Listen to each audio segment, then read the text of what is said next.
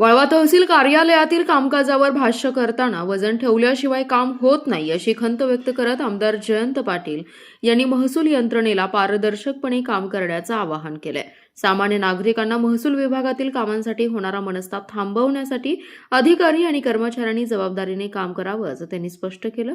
महाराष्ट्र शासन महसूल विभाग आणि तहसील कार्यालय वाळवा ईश्वरपूर यांच्या संयुक्त विद्यमाने आयोजित कार्यक्रमात ते बोलत होते।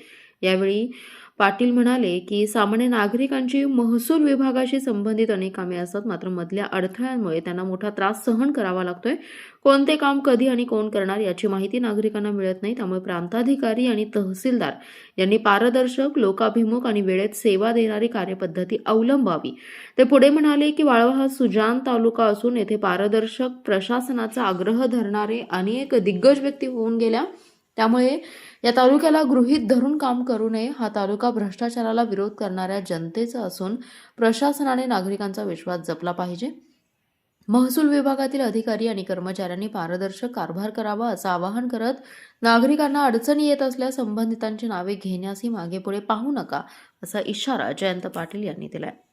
आपल्या महसूल विभागात सामान्य माणसाची फार काम असते, पण सामान्य माणसाला सगळ्यात मोठा त्रास हा मधल्या अडथळ्यांचा असतो। सामान्य माणसाला कळत नाही की आपलं काम कसं होणार, कधी होणार, कोण करणार, आणि त्यामुळं नेहमी इथला प्रांत आणि इथला तहसीलदार हा पारदर्शी काम करणारा असला पाहिजे असं माझा यापूर्वीपासून आग्रह होता। अलीकडे तसं काही मला तहसील कार्यालयात आढळून येत नाही। वजन ठेवल्याशिवाय काम होत नाही असं आपल्या तहसील कार्यालयाचं आता नावलौकिक व्हायला लागलेलं आहे, आणि मला अशी खात्री आहे की संबंधित त्यातून बोध घेतील। वाळवे तालुका हा माझा तालुका, आणि या तालुक्यात पारदर्शीपणाचा आग्रह करणारे 10 दिग्गज लोक होऊन गेले, त्यामुळे वाळवे तालुक्याला गृहीत धरून कुणी काम करू नये। हा तालुका फार हुशार, सुजान लोकांचा तालुका आहे।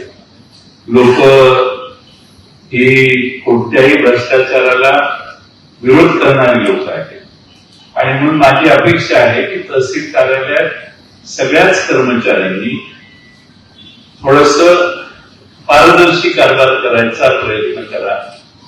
परत अडचण झाली की नाव घ्या, त्यापेक्षा आधी ऍडव्हान्स मध्ये सूचना देतो